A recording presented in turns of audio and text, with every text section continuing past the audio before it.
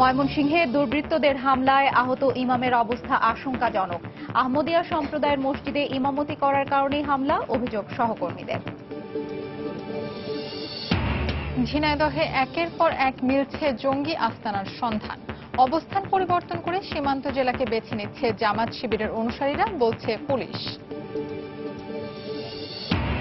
পুরোদমে ধান কাটা শুরু হলে কমে আসবে চালের দাম, জানালেন খাদ্যমন্ত্রী। বললেন, সরকারকে বিব্রত করতেই চালের দাম বাড়িয়েছে এক শ্রেণীর অসাধু ব্যবসায়ী। সুনামগঞ্জে পানি উন্নয়ন বোর্ডের অনিয়ম আর দুর্নীতির শিকার লাখ লাখ হাওরবাসী। পাওবো ও ঠিকাদাররা দুষছেন একে অপরকে। টেকসই হাওর ব্যবস্থাপনার তাগিদ। এবং যশোরে গাছের সঙ্গে যাত্রীবাহী বাসের সজোরে ধাক্কায় প্রাণ গেল 6 যাত্রীর। খুলনায় ট্রাক চাপায় স্কুল ছাত্রের মৃত্যুতে বিক্ষোভ, সড়ক অবরোধ।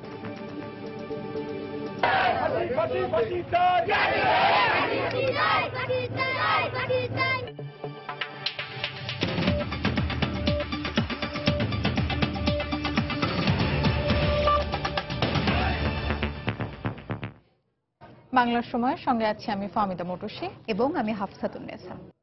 আহমদিয়া সম্প্রদায়ের মসজিদে ইমামতি করার কারণে ময়মনসিংহে মোস্তাফিজুর রহমানের উপর হামলা করা হয়েছে বলে অভিযোগ তার সহযোগীদের। গেল মাসেও তাকে শাসানো হয়েছিল বলে দাবি তাদের। এদিকে আশঙ্কাজনক অবস্থায় তাকে ঢাকা মেডিকেল কলেজ হাসপাতালে ভর্তি করা হয়েছে। খান মোহাম্মদ রুমেলের রিপোর্ট। সহকর্মীরা জানান, সোমবার রাতে ইশার আজানের পর নামাজের প্রস্তুতি নিচ্ছিলেন ইমাম মুস্তাফিজুর রহমান। এ সময় 4 যুবক আসে মসজিদে। তারা আহমদিয়া মুসলিম জামাত সম্পর্কে বিস্তারিত জানতে চায় তার কাছে। ইমাম তাদের বসতে বলে পেছন ফিরতেই এলোপাতাড়ি কোপানো শুরু করে যুবকরা। এ সময় তার আর্তচিৎকারে লোকজন এগিয়ে এলে পালিয়ে যায় দুর্বৃত্তরা। স্থানীয় জনতা আহাদ নামে একজনকে ধরে পুলিশে সোপর্দ করে। ইমাম মুস্তাফিজকে প্রথমে ময়মনসিংহ মেডিকেল কলেজ হাসপাতালে এবং পরে ঢাকা মেডিকেল কলেজ হাসপাতালে ভর্তি করা হয়। আমরা রোগীটাকে যখন রিসিভ করি তখন হাতে অনেকখানি ডিপ একটা ইনজুরি ছিল এবং মোটামুটি পেশেন্ট একটু খারাপ পর্যায়ে ছিল। আমরা এই কারণে রোগীটাকে অ্যাডমিশন দিয়ে দিই ইমিডিয়েটলি। পেশেন্ট এখনো আশঙ্কা মুক্ত নয়, আমরা অপারেশন করেছি, ওনার অনেক জায়গায় ইনজুরি ছিল। খবর পেয়ে ময়মনসিংহ মেডিকেলে যান জেলার পুলিশ সুপার। দ্রুততম সময়ের মধ্যে দোষীদের গ্রেফতারের আশ্বাস দেন তিনি। সে বলেছে যে তার সাথে আরো 2 জন লোক ছিল, যাদের নাম সে বলছে না এবং তাদের নাম জানে না, সেই কথা বলেছে। আমাদের ধারণা যে কাদিয়ানি বিদ্বেষী যারা, তারাই আক্রমণ করেছে। এদিকে ঢাকা মেডিকেল কলেজ হাসপাতালে আহত ইমামের সহকর্মীরা অভিযোগ করেন, গেল মার্চ মাসেও কয়েকজন মসজিদে এসে আহমদিয়া জামাত সম্পর্কে কটূক্তি করেন। এ সময় ইমাম মুস্তাফিজকে শাসিয়ে যান তারা। 13 মার্চ 2017 তারিখে সে মসজিদে ছিল। সেখানে একদল মোল্লা সেখানে যায়, তাকে ঘেরাও করে এবং এক পর্যায়ে হাতাহাতির মতো পর্যায়ে যায়। এই লোকগুলা সেখানকার স্থানীয় না। তখনই সেখানে থানাকে জানানো হয়েছে, রিপোর্ট করা হয়েছে যে এই অবস্থা, এবং পুলিশ গিয়ে সেখানে অবস্থা শান্ত করেছে পরবর্তীতে। এই ঘটনার পর ঈশ্বরগঞ্জের আহমদিয়া সম্প্রদায়ের প্রায় 1000 খানেক মানুষ আতঙ্কে রয়েছে বলেও জানান তারা। খান মোহাম্মদ রুমেল, সময় সংবাদ, ঢাকা। হোমিও চিকিৎসক, পুরোহিত ও সেবায়েত হত্যাকাণ্ডের পর ঝিনাইদহ জেলায় এবার একের পর এক জঙ্গি আস্তানার সন্ধান মিলছে। এসব আস্তানা থেকে উদ্ধার করা হচ্ছে জঙ্গিদের নাশকতার কাজে ব্যবহৃত শক্তিশালী গ্রেনেড, বোমা, অস্ত্র ও বিভিন্ন ধরনের ইলেকট্রনিক ডিভাইস।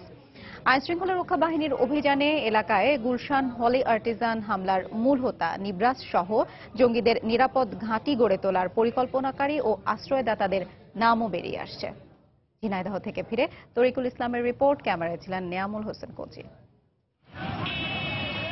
ঘটনার শুরু 2016 সালের 7 জানুয়ারি গান্না ইউনিয়নের বেলেখাল বাজারে ধর্মান্তরিত বয়োবৃদ্ধ হোমিও চিকিৎসক খাজা সবির উদ্দিন হত্যাকাণ্ডের মধ্য দিয়ে।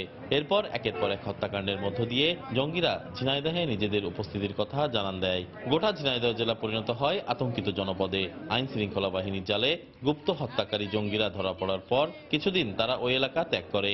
কিন্তু চলতি বছরের 22 এপ্রিল পোড়াহাটিতে প্রথম জঙ্গি আস্তানার সন্ধান মেলে। সবশেষ 7 মে একই দিনে মহেশপুরে দিনাজপুরের বজরাপুর এবং সদরের লেবুতলা এলাকায় জঙ্গি আস্তানায় অভিযান চালায় আইন শৃঙ্খলা রক্ষা বাহিনীর সদস্যরা। এ ঘটনার পর এলাকার সাধারণ মানুষের মাঝে বিরাজ করছে ভীতি ও আতঙ্ক। ছোটবেলা থেকে দেখে এসেছি আমাদের গ্রাম শান্তিগ্রাম, সেখানে এই ধরনের কাণ্ডকলাপের আগে আমরা কখনো দেখি নাই।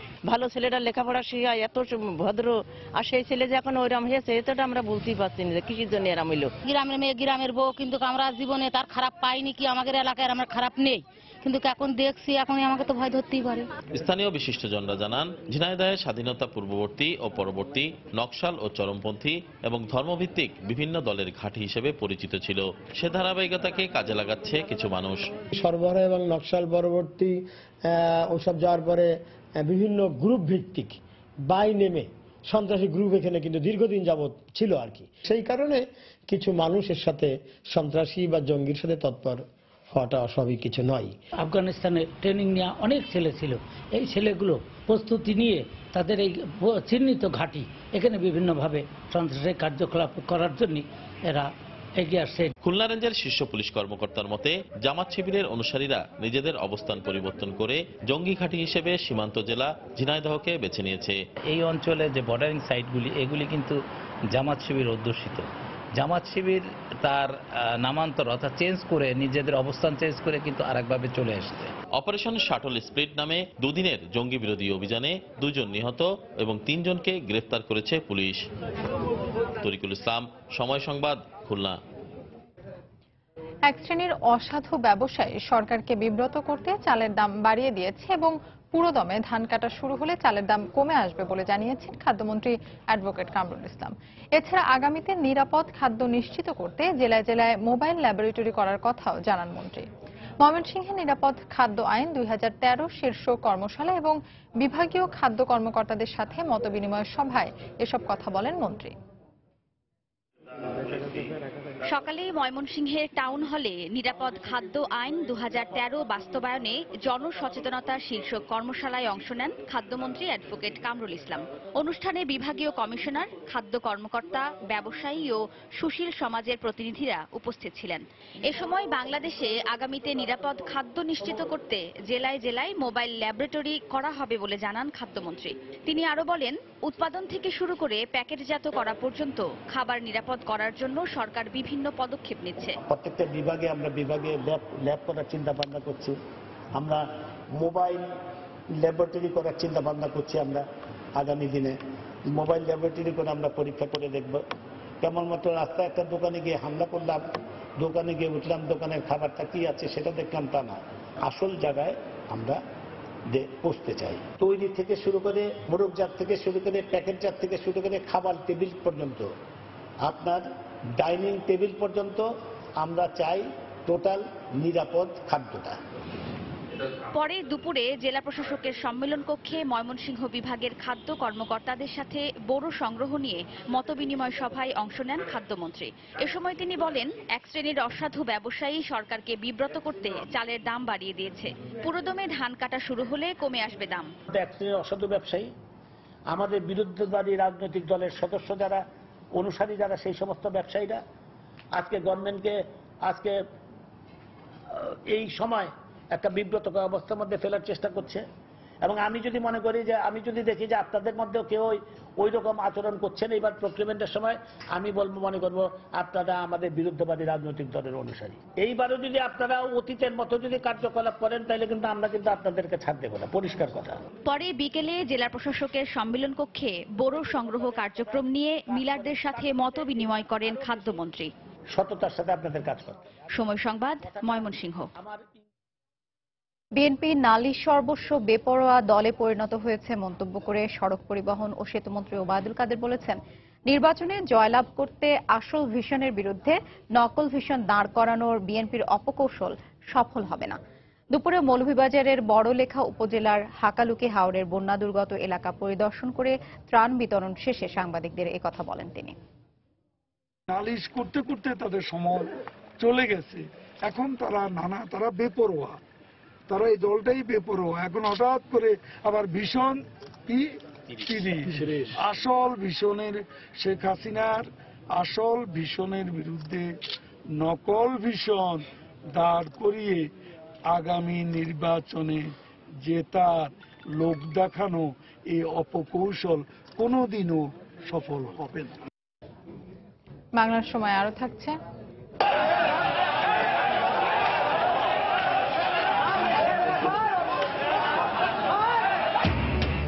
কেন্দ্রীয় নেতাদের উপস্থিতিতে জয়পুরহাটে জেলা বিএনপির কর্মী সভায় দুপক্ষের সংঘর্ষ, ধাওয়া পাল্টা ধাওয়া, আহত 10। বেপরোয়া গতিতে গাড়ি চালানোর কারণে যশোরে যাত্রীবাহী বাস নিয়ন্ত্রণ হারিয়ে যাত্রীরা দুর্ঘটনার শিকার হন বলে অভিযোগ করেছেন এলাকাবাসী। এতে ঘটনাস্থলে 5 জনের মৃত্যু হয়, পরে চিকিৎসাধীন অবস্থায় মারা যায় আরও একজন। এ ঘটনায় আহত 41 জনের মধ্যে অন্তত 15 জনের অবস্থা আশঙ্কাজনক বলে জানিয়েছে চিকিৎসক। এদিকে খুলনায় ট্রাকের চাপায় এক স্কুল ছাত্র নিহতের ঘটনায় বিক্ষোভ করেছে শিক্ষার্থীরা। বিস্তারিত ডেস্ক রিপোর্টে। দুপুরে খুলনা থেকে কুষ্টিয়াগামী রূপসা এক্সপ্রেস বাসটি যশোরের 7 মাইল এলাকায় পৌঁছালে নিয়ন্ত্রণ হারিয়ে ফেলে। এ সময় রাস্তার পাশে একটি গাছে সজোরে ধাক্কা লাগে। প্রত্যক্ষদর্শীরা জানায় তাৎক্ষণিকভাবে দুমড়ে মুচড়ে যায় বাসটি। স্থানীয়রা ফায়ার সার্ভিসের সহায়তায় ভেতরে যাত্রীদের বের করতে গেলে 5 জনের লাশ উদ্ধার করে। এক ছাত্র এক ছাত্রী মারা যাওয়ার কারণে একটা গাড়ি পুরাই দেওয়া হয়েছে, তারপরে এদের গতি কোনো কম নাই। এই রোডে গাড়ির রূপসা গড়ায় বন্ধ করে দেওয়া উচিত। অনেক আহত হয়েছে এবং গাড়ি পুরো লোড ছিল, সম্পূর্ণ লোড। ওভারটেক করতে যে গাড়িটা দ্রুত গতিতে মেরে গাছের সাথে এবং একটা বড় অ্যাক্সিডেন্ট ঘটে। এখানে আমরা এই পর্যন্ত 5 থেকে 6টা লাশ আমরা অলরেডি পাঠিয়েছি। ফায়ার সার্ভিস জানায় বাসটিতে 45 জন যাত্রী ছিল। গুরুতর আহতদের হাসপাতালে ভর্তি করা হয়েছে। 4 জন নিয়ে গেছি হাসপাতালে, স্থানীয়ভাবে কিছু চলে গিয়েছে। প্রায় 20-25 জন আহত ব্যক্তি আর কি হাসপাতালে পৌঁছেছে। অভিযান আমরা সমাপ্ত ঘোষণা করছি। আহতদের অনেকের অবস্থা এখন আশঙ্কাজনক বলে জানিয়েছেন হাসপাতালের জরুরি বিভাগের এই চিকিৎসক। যারা ভর্তি আছে তাদের মধ্যে অনেকেরই অবস্থা আশঙ্কাযুক্ত। অন্তত 15 জনের বেশি আশঙ্কাজনক আছে যাদের চিকিৎসা চলছে। এদিকে খুলনার ফুলবাড়ি গেট এলাকায় ট্রাক চাপায় 9ম শ্রেণীর এক স্কুল ছাত্র নিহত হয়। এর প্রতিবাদে প্রায় 2.5 ঘন্টা সড়ক অবরোধ করে বিক্ষোভ করে শিক্ষার্থী ও এলাকাবাসী। সময় সংবাদ, যশোর। অনলাইন ও মোবাইলে এসএমএস এর মাধ্যমে আনুষ্ঠানিকভাবে শুরু হলো এবছরের একাদশ শ্রেণীর ভর্তি প্রক্রিয়া। দুপুরে মাধ্যমিক ও উচ্চ মাধ্যমিক শিক্ষা বোর্ড মিলনায়তনে বোর্ডের সচিব ও চেয়ারম্যান এ প্রক্রিয়ার উদ্বোধন করেন। এবার গত 2 বছরের মতো শিক্ষার্থীদের ভোগান্তি হবে না বলে আশ্বস্ত করেছেন শিক্ষা বোর্ডের চেয়ারম্যান। শিক্ষার্থীরা 26শে মে পর্যন্ত ভর্তির জন্য আবেদন করতে পারবেন। মাধ্যমিকে ফলাফল প্রকাশের পর এবার একাদশ শ্রেণীতে ভর্তির পালা। গত 2 বছর কলেজে ভর্তি প্রক্রিয়া নিয়ে ভোগান্তির শিকার হয় শিক্ষার্থীরা। এসব বিষয়ে আমলে নিয়ে মঙ্গলবার মাধ্যমিক ও উচ্চ মাধ্যমিক শিক্ষা বোর্ডে দেশের 10টি শিক্ষা বোর্ডের চেয়ারম্যানদের নিয়ে সমন্বয় বৈঠক করে বাংলাদেশ আন্তঃশিক্ষা বোর্ড। সমন্বয় বৈঠক থেকে জানানো হয় এবার পুরো ভর্তি প্রক্রিয়া সম্পন্ন হবে অনলাইন ও মোবাইল এসএমএস এর মাধ্যমে। একজন শিক্ষার্থী সর্বোচ্চ 10টি ও সর্বনিম্ন 5টি কলেজে আবেদন করতে পারবে। 26শে মে পর্যন্ত ভর্তির আবেদন গ্রহণের পর তা যাচাই বাছাই করা হবে 29শে মে পর্যন্ত। তবে পুনর্নিরীক্ষণে যাদের ফলাফল পরিবর্তন হবে তারা 30 ও 31শে মে আবেদন করতে পারে বলেও জানানো হয় বৈঠক থেকে। এরপর চূড়ান্ত যাচাই বাছাই শেষে ভর্তির জন্য প্রথম পর্যায়ে 5 জুন, দ্বিতীয় পর্যায়ে 13 জুন ও তৃতীয় ও শেষ পর্যায়ে 18 জুন ফলাফল প্রকাশ করা হবে। সে অনুযায়ী 20 থেকে 29শে জুন পর্যন্ত সুযোগ পাওয়া কলেজে ভর্তি হতে পারবে শিক্ষার্থীরা। এদিকে ঢাকা শিক্ষা বোর্ডের চেয়ারম্যান ও সচিব জানিয়েছেন 2015 ও 2016 সালে অনলাইনে ভর্তিতে কিছুটা ভোগান্তি থাকলেও এবার আর তা থাকবে না। অনেক অজানা ত্রুটি ছিল যেটা আপনারা জানেন না, যেটি আমি জানি। ওই ত্রুটিগুলো আমরা অ্যাড্রেস করেছি। বিশেষ করে একাধিকবার ভর্তির ক্ষেত্রে কলেজগুলোতে সমস্যা।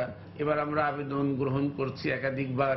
বোর্ড ভিত্তিক একটা বৃহত্তর গ্রুপিং করে দিব, তখন সে স্বাভাবিকভাবেই তার চয়েসের ক্ষেত্রে একটা দিক নির্দেশনা সে নিজের থেকেই পাবে। এদিকে পুরো ভর্তি প্রক্রিয়া অনলাইন ও এসএমএস নির্ভর হলেও ছাত্রছাত্রীদের সুবিধার্থে নামকরা প্রায় সব কলেজেই হেল্প ডেস্ক বসানো হয়েছে। আমাদের এখানে কিন্তু একটা হেল্প ডেস্ক অলরেডি এস্টাবলিশড আছে, মোবাইল নাম্বার দেওয়া আছে, আমাদের ওয়েবসাইট দেওয়া আছে এবং বলা হয়েছে আমাদের সঙ্গে যোগাযোগ করার জন্য বিস্তারিত তথ্য এবং কারো যদি সহযোগিতার প্রয়োজন হয় সেই সহযোগিতাগুলো আমাদের এক্সপার্ট থেকে নিতে পারে। মাহমুদ রাকিব, সময় সংবাদ, ঢাকা। রাজধানীর বনানীতে 2 ছাত্রী ধর্ষণের ঘটনায় মামলা নিতে পুলিশের গাফিলতি ও নিষ্ক্রিয়তা লক্ষ্য করা গেছে বলে অভিযোগ করেছেন জাতীয় মানবাধিকার কমিশনের চেয়ারম্যান কাজী রিয়াজুল হক। যথেষ্ট তথ্য প্রমাণ থাকা সত্ত্বেও মামলা নিতে গড়িমসি করায় অপরাধীরা পালানোর সুযোগ পেয়েছে বলেও জানান তিনি।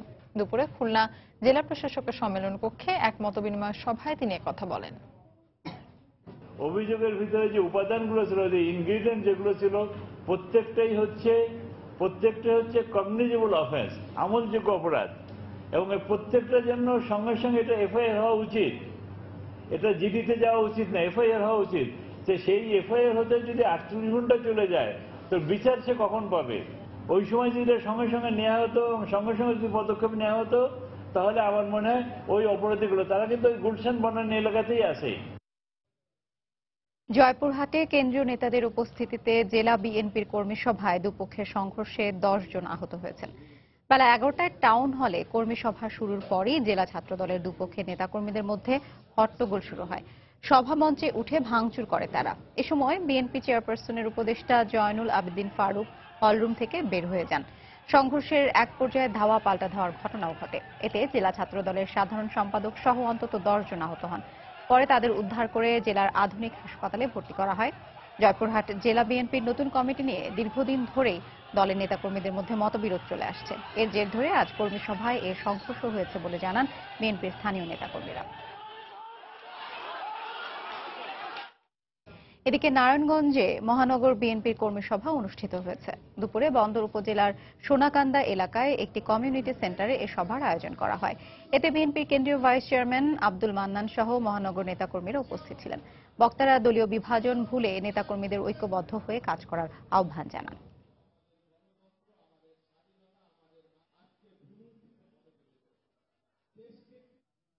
বাংলার সময় আরো থাকছে।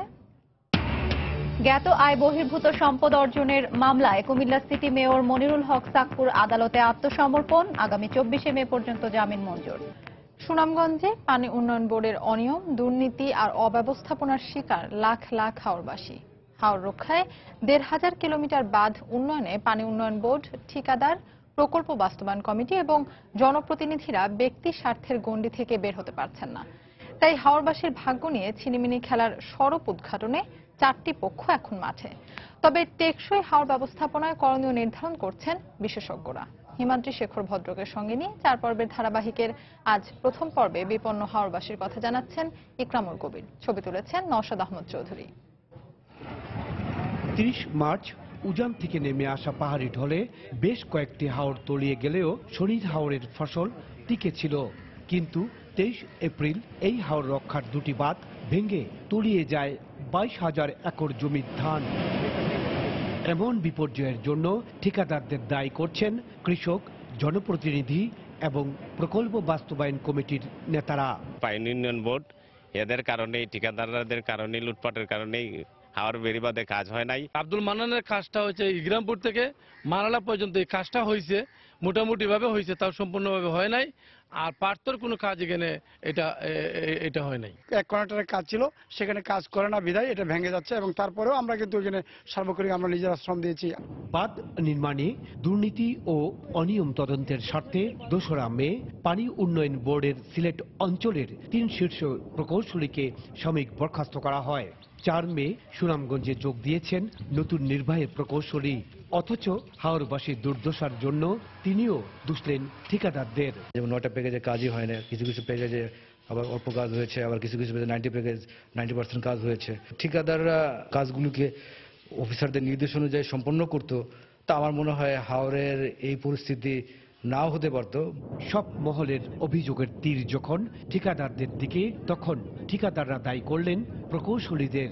একই সুর জেলা পরিষদ চেয়ারম্যানেরও। লোকাল ঠিকাদার যদি কাজ পায়, লোকাল ঠিকাদারদের এখানের যে ওনার যে আন্তরিকতা, ওনার আন্তরিকতার সহিত উনি কাজ করতে পারবে। যে টাইমে আমরা ওয়ার্ক অর্ডার পাওয়ার কথা এই টাইমে পাই নাই, পরবর্তীতে পাওয়ার পরে এখানে কিছু লোকালি কিছু সমস্যা দেখা দিচ্ছে। কন্ট্রাক্টর বা পিএইচির বিরুদ্ধে কোনো ধরনের কোনো কথা উঠতো না বা কোনো ধরনের বদনাম তারা নিতে হতো না। এটার জন্য টোটালি আপনার ওয়াবদা আমি মনে করি দায়ী। হাওর এলাকায় আগাম বন্যা প্রতিরোধ ও নিষ্কাশন উন্নয়ন প্রকল্পের আওতায় 98 কোটি টাকা ব্যয়ে 160টি প্যাকেজের কাজ 31 মার্চের মধ্যে শেষ হওয়ার কথা ছিল। কৃষকরা যখন ধান তোলার স্বপ্ন দেখছিল, ঠিক তখনই এই হাওরের 2টি বাঁধ ভেঙে কৃষকের স্বপ্ন বিলীন হয়ে যায়। দিশেহারা কৃষক দায়ী করছেন পানি উন্নয়ন বোর্ডকে। এই অবস্থা থেকে মুক্তি চাচ্ছেন তারা। সুনামগঞ্জের তাহিরপুরের শনির হাওর থেকে ইকরামুল কবির, সময় সংবাদ।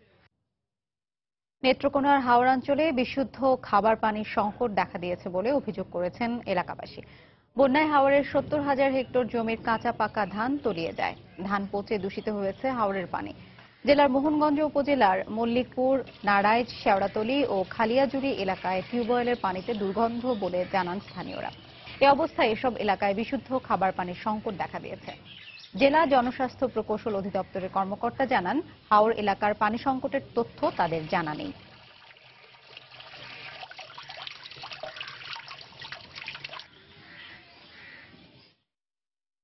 এই পানি দিয়ে আমরা স্নানও করতে পারি না, রান্না বান্না করতে পারি না, এই শরীরের মধ্যে খাদ্যানি টাজ্যানি আইয়ে। পানি তো দূষিত, তো আমরা অনেক দূর থেকে গিয়ে পানি আনি। পানিতে একটা দুর্গন্ধ বেরিয়েছে, যেটা নাকি অনেক মাছ মারা গেছে ডিঙ্গাবত হাওরে। প্রবল বৃষ্টিপাতে হাওর অঞ্চলের নিম্নভূমি প্লাবিত হলেও মানুষের ঘর বাড়িতে পানি উঠে নাই।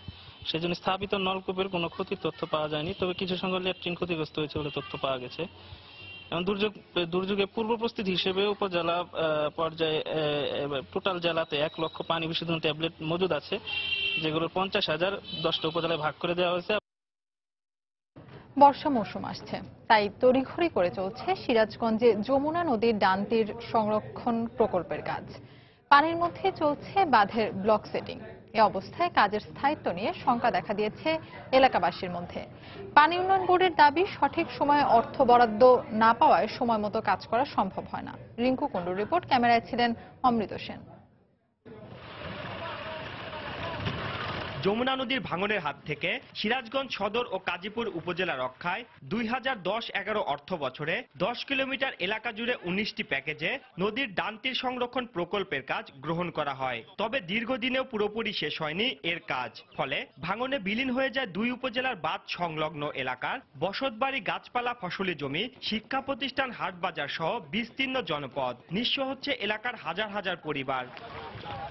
এবছর সিরাজগঞ্জ সদর উপজেলার শিমলা এবং কাজীপুর উপজেলার মেঘাই এলাকা নদীর ভাঙন থেকে রক্ষার জন্য 2টি প্যাকেজে চলছে বাঁধ নির্মাণের কাজ। তবে নদীতে পানি চলে আসায় এবং তড়িঘড়ি করে কাজ করায় বাঁধের স্থায়িত্ব নিয়ে জনমনে শঙ্কা দেখা দিয়েছে।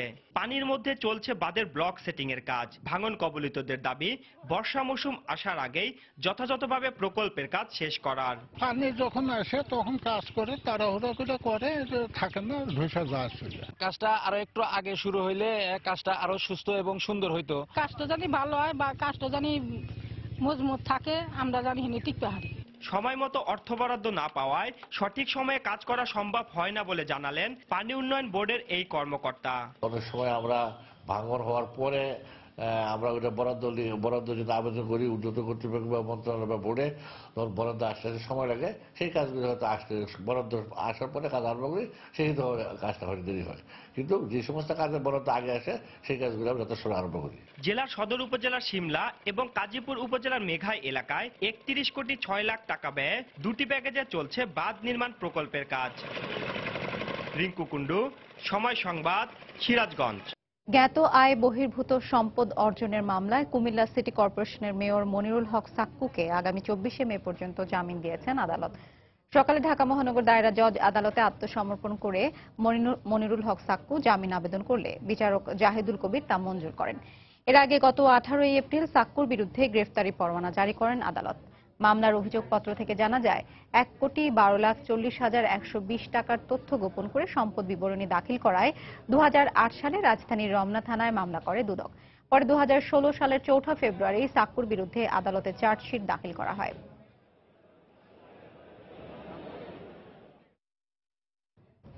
ফরিদপুরে 2 গ্রুপের সংঘর্ষে 2 জন নিহত হয়েছেন। পুলিশ বলছে তারা আন্তজেলা ডাকাত দলের সদস্য এবং নিজেদের মধ্যে গোলাগুলিতে নিহত হয়েছে। ভোরে সদর উপজেলার পিয়ারপুর এলাকায় এ ঘটনা ঘটে। পুলিশ জানায়, ডাকাত দলের সদস্যদের মধ্যে গোলাগুলির খবরে অভিযানে যায় তারা। তাদের উপস্থিতি টের পেয়ে বাকিরা পালিয়ে গেলেও ঘটনাস্থল থেকে পাভেল ও সবুজ নামে 2 জনের গুলিবিদ্ধ লাশ উদ্ধার করা হয়। নিহতদের বাড়ি শহরের শোভারামপুর ও কমলাপুর এলাকায়। তাদের বিরুদ্ধে ডাকাতি সহ একাধিক মামলা রয়েছে বলে জানিয়েছে পুলিশ।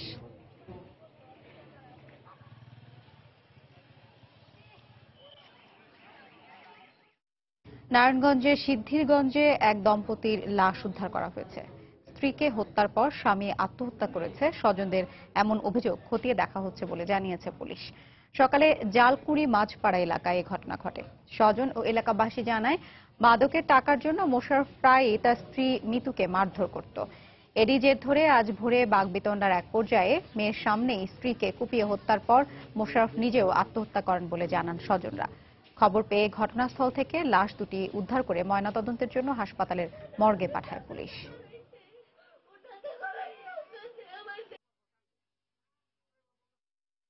তালা মাইরা লইছে, মাইয়া যে খুলবো সেইটাও সুযোগ নাই। মাইয়া চিকরা বাকরা করতেছে, বড় আব্বু আমার তাড়াতাড়ি বাঁচান, আমারে বাঁচান, আমার মায়েরা মাইরা লাইছে, আমারে বাঁচান। আমি একটু গেটের সামনে গেছি, আমার লাফতে মেরে গেট লাগালিস, তা আমি আর গেট খুলতে পারিনি, তালা মারলিস। ওই গেটে তালা মারার পর ভিতরে আবার তালা মারছে, তারপর ওই রুমে গিয়ে তালা মেরে আর মারছে। তাদের লাশ উদ্ধার করে মর্গে প্রেরণ করেছি, পোস্টমর্টম করে আমরা পরবর্তী মেডিকেল রিপোর্ট পাওয়ার পরে ব্যবস্থা নেব। পাশাপাশি এই বিষয়টি হত্যা, আত্মহত্যা এবং পাশাপাশি অন্য কোনো ঘটনা জড়িত আছে কিনা সেটা আমরা তদন্ত করে দেখতেছি। কক্সবাজার থেকে 2 শিশু সহ 19 মিয়ানমার নাগরিককে উদ্ধার করেছে পুলিশ। সকালে টেকনাফের একটি বাড়ি থেকে তাদের উদ্ধার করা হয়। এ ঘটনায় জড়িত সন্দেহে 2 দালালকে আটক করা হয়েছে। পুলিশ জানায়, সাগরপথে মালয়েশিয়া পাচারের উদ্দেশ্যে হাতিয়ার ঘোনা এলাকার একটি বাড়িতে বেশ কয়েকজনকে রাখা হয়েছে এমন তথ্যের ভিত্তিতে অভিযান চালানো হয়। এ সময় 2 শিশু সহ মিয়ানমারের 19 নাগরিককে উদ্ধার করে পুলিশ। ঘটনাস্থল থেকে বুলবুলি ও মোহাম্মদ খলিল নামে 2 দালালকে আটক করা হয়।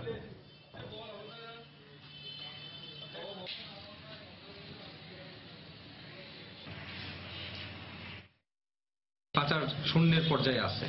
এখন এই প্রেক্ষিতে শূন্যের পর্যায়ে প্রেক্ষিতে যখন এই ঘটনা ঘটলো, তাৎক্ষণিকভাবে আমরা এটা ব্যবস্থা নিয়ে আইনগত ব্যবস্থার জন্য নিব আমরা। পাশাপাশি ভবিষ্যতেও যাতে কোনোভাবেই মানব পাচার মাথাচাড়া দিতে না পারে এই সংক্রান্তে আমরা সর্বসময় তৎপর থাকব। চট্টগ্রামে শাহ আমানত আন্তর্জাতিক বিমানবন্দর থেকে 12টি স্বর্ণের বার সহ একজনকে আটক করা হয়েছে। শুল্ক গোয়েন্দা কর্মকর্তারা জানান, সকাল 10টায় দুবাই থেকে আসা এয়ার আরাবিয়ার একটি ফ্লাইট অবতরণের পর গতিবিধি সন্দেহজনক হওয়ায় মোহাম্মদ বেলাল নামে একজনকে তল্লাশি করা হয়। এ সময় তার কাছ থেকে 3টি স্বর্ণের বার উদ্ধার করে শুল্ক গোয়েন্দা কর্মকর্তারা। পরে জিজ্ঞাসাবাদে তার পেটের ভেতর আরও 9টি স্বর্ণের বার আছে বলে স্বীকার করে সে।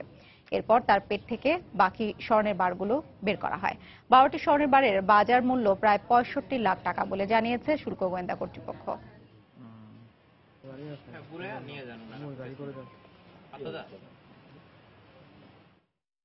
এদের আগে স্মাগলার একটু তৎপর হয় ব্যবসা বাণিজ্য করার জন্য। আমাদের কাছে ইনফরমেশনও আছে যে বিভিন্নভাবে আসবে। আর এর আগেও একটামে চিটাগংয়ে এই প্রায় 2-2.5 মাস আগে থেকে শুরু হয়েছে। এটা জিজ্ঞাসাবাদ চলছে এবং এখন আপনারা জানেন যে আইনি প্রক্রিয়ায় আইনি ব্যবস্থা গ্রহণ করা হবে।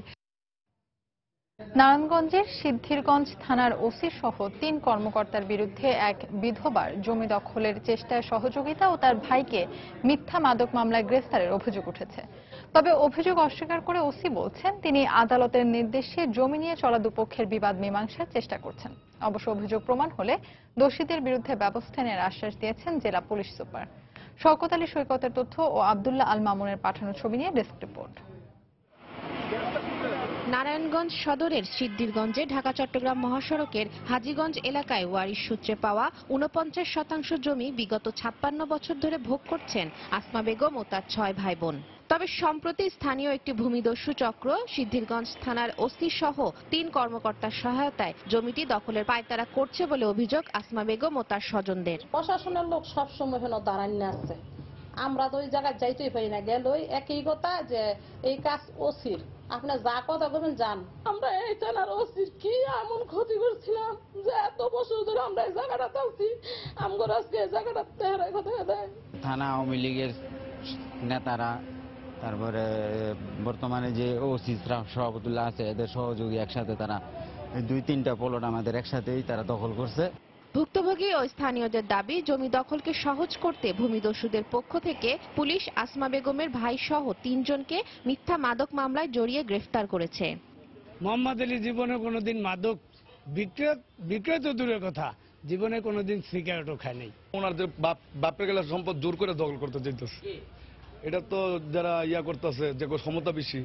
তবে অভিযোগ অস্বীকার করে ওসি জানান, আদালতের নির্দেশে জমি নিয়ে দুপক্ষের মধ্যে চলা দ্বন্দ্ব তিনি মীমাংসার চেষ্টা করছেন। তাকে অনুরোধ করব সেই বিষয়গুলো প্রমাণ করুক, তো আমি কোনো কাগজে তাকে সাইন করতে বলছি বা তার কাছে কোনো টাকা ডিমান্ড করছি বা অন্যের কাছে টাকা ডিমান্ড করছি, সে প্রমাণ করে বিজ্ঞ ম্যাজিস্ট্রেট সাজা দিয়েছে, উনি ভালো বলতে পারবে যে উনি কিসের ভিত্তিতে সাজা দিয়েছেন, এটা আমার পক্ষে বলা সম্ভব না।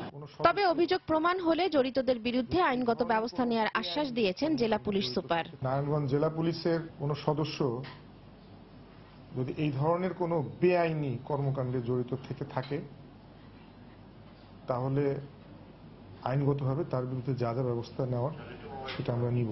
ঘটনা তদন্তে একজন অতিরিক্ত পুলিশ সুপারের নেতৃত্বে 3 সদস্যের একটি তদন্ত কমিটি গঠন করা হয়েছে। সময় সংবাদ, নারায়ণগঞ্জ। চট্টগ্রামে পোর্ট কানেক্টিং রোডে ফুটপাত দখলমুক্ত, অবৈধ গাড়ি পার্কিং এবং পণ্যবাহী পরিমাপক স্কেল তুলে দেওয়ার দাবিতে মানববন্ধন করেছেন এলাকাবাসী। বিকেলে পোর্ট কানেক্টিং রোডের নিমতলা এলাকায় ঘণ্টাব্যাপী এ মানববন্ধন করা হয়। এতে 2 শতাধিক বিভিন্ন শ্রেণী পেশার মানুষ অংশ নেন। এ সময় বক্তারা কাঠ ব্যবসায়ীদের অবৈধভাবে দখল করা ফুটপাত দখলমুক্ত করার দাবি জানান। একই সাথে অবৈধ গাড়ি পার্কিং এবং পণ্যবাহী পরিমাপক স্কেল তুলে দেওয়ারও দাবি জানান তারা। চাঁদপুরে ডাকাতি মামলায় 10 বছরের সাজাপ্রাপ্ত এক আসামির পরিবর্তে বিল্লাল হোসেন পাঠান নামে আরেকজনকে গ্রেফতার করে পুলিশ কারাগারে পাঠিয়েছে বলে অভিযোগ উঠেছে। মামলার বিবরণে জানা যায় 2004 সালে ফরিদগঞ্জ উপজেলার বর্ডার বাজার এলাকায় অস্ত্রসহ ডাকাত দলের 6 সদস্যকে আটক করে পুলিশ। এ সময় বিল্লাল হোসেন মোল্লা নামে ডাকাত দলের এক সদস্য নিজের প্রকৃত ঠিকানা গোপন করে কচুয়া উপজেলায় তার গ্রামের বাড়ি উল্লেখ করে। পরে আদালতে জামিন নিয়ে আত্মগোপনে চলে যায় সে। দীর্ঘ বিচারিক প্রক্রিয়া শেষে 2010 সালের 5ই আগস্ট এই মামলার 6 আসামিকে 10 বছর করে কারাদণ্ড দেন আদালত। স্বজনদের অভিযোগ, এই মামলায় গত 4 মে প্রবাস ফেরত বিল্লাল হোসেন পাঠানকে গ্রেফতার করে কারাগারে পাঠায় পুলিশ। তবে এ ব্যাপারে ক্যামেরার সামনে কথা বলতে রাজি হয়নি পুলিশ।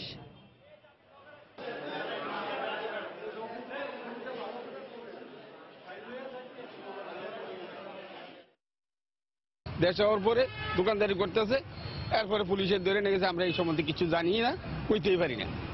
আমরা এটার বিচার চাই। পুলিশ 2004 সালে অস্ত্রসহ জনৈক বিল্লাল হোসেন মোল্লাকে গ্রেপ্তার করে।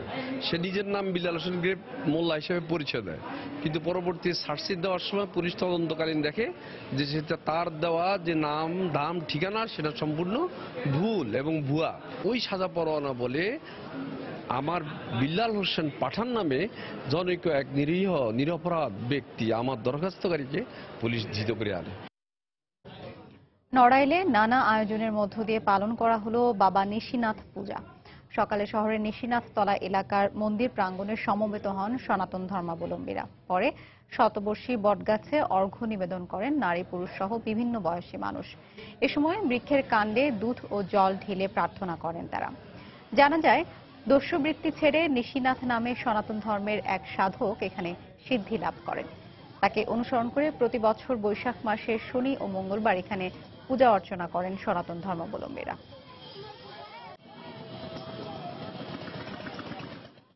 বাগেরহাট সদর উপজেলার বেশ কয়েকটি চিংড়ি ঘেরে হঠাৎ করে অজ্ঞাত রোগ দেখা দেয় দিশেহারা হয়ে পড়েছেন চাষিরা। তারা জানান, জেলার সদর উপজেলার রামপাল, মংলা ও মোরেলগঞ্জ উপজেলার বেশিরভাগ ঘেরেই অজ্ঞাত রোগে আক্রান্ত হয়ে মারা গেছে বাগদা ও গলদা চিংড়ি। মৌসুমের শুরুতে ঘেরের এমন বিপর্যয়ে হতাশ হয়ে পড়েছেন তারা। চিংড়ির অজ্ঞাত এ রোগ নির্মূলে জেলা মৎস্য বিভাগের কর্মকর্তারা তেমন কোনো পরামর্শ দিচ্ছেন না বলে অভিযোগ চাষিদের। অবশ্য জেলা চিংড়ি গবেষণা ইনস্টিটিউটের ঊর্ধ্বতন কর্মকর্তা জানিয়েছেন, রোগাক্রান্ত চিংড়ির নমুনা সংগ্রহ করে পরীক্ষা নিরীক্ষার পরেই চাষিদের এ ব্যাপারে প্রয়োজনীয় পরামর্শ দেওয়া হবে।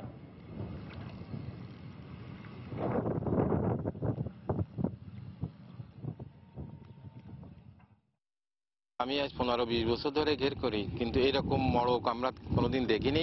লন্ডন করে ঘের করি, প্রত্যেক বছর প্রথম সিজনে এই ভাইরাসে আক্রান্ত করে। বাগদা ব্যাপক আকারে মরতেছে আশেপাশে, আর গলদা চিংড়িও কিছু কিছু জায়গা মারা গেছে। ওষুধ দিছি, সিপ্রোফ্লক্সাসিন দিছি, কাজ হয়নি। মৎস্য ডিপার্টমেন্ট বা চিংড়ি গবেষণা কেন্দ্রের কোনো কর্মকর্তা বা কর্মচারীদের আমরা এখানে পাইনি। পিসিআর এর মাধ্যমে এবং অন্যান্য ব্যাকটেরিয়াল কালচারের মাধ্যমে আমরা প্রতিনিয়ত গবেষণা কাজ চালিয়ে যাচ্ছি এবং খুব অচিরেই আমরা এই সম্পর্কে একটা ধারণা পাবো যে আসলে কি ধরনের ব্যাকটেরিয়ার কারণে এটা মারা যাচ্ছে। বাংলা সময় শীর্ষ সংবাদগুলো জানিয়ে দিচ্ছি আরেকবার। ময়মনসিংহে দুর্বৃত্তদের হামলায় আহত ইমামের অবস্থা আশঙ্কাজনক। আহমদিয়া সম্প্রদায়ের মসজিদে ইমামতি করার কারণেই হামলা, অভিযোগ সহকর্মীদের। ঝিনাইদহে একের পর এক মিলছে জঙ্গি আস্তানার সন্ধান।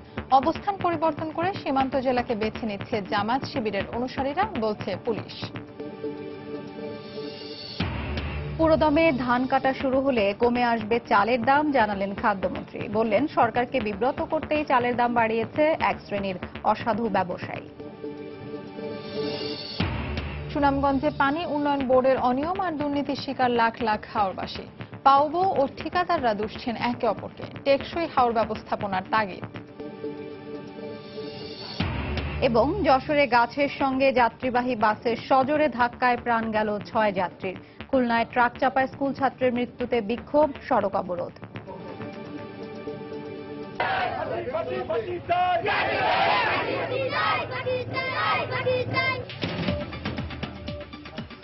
এই ছিল বাংলার সময়। যে কোনো খবর পেতে ভিজিট করুন সময়নিউজ.tv। এছাড়া এই মাত্র পাওয়া খবর আপনার মোবাইলে পেতে SMS করুন *BN লিখে পাঠিয়ে দিন 16242 নম্বরে। সঙ্গে থাকুন সময়।